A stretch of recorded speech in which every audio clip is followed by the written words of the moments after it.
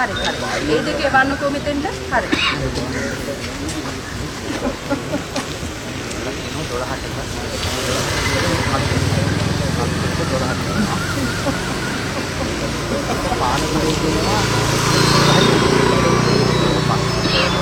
මම කොහොමද දෙයනේ මේ වේදනාව දරාගන්නේ?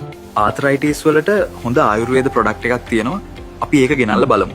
ඒ විශ්වකර්ම බෙහෙත තමයි දීගායු ජොයින්ට් රීබෝන් ස්වාභාවික සංදි පුනර්ජීවන ප්‍රතිකාර කට්ටලය.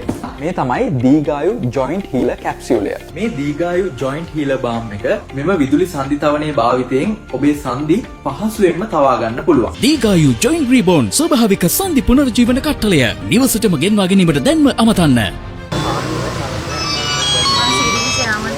Sudah indah aja. Udah blok.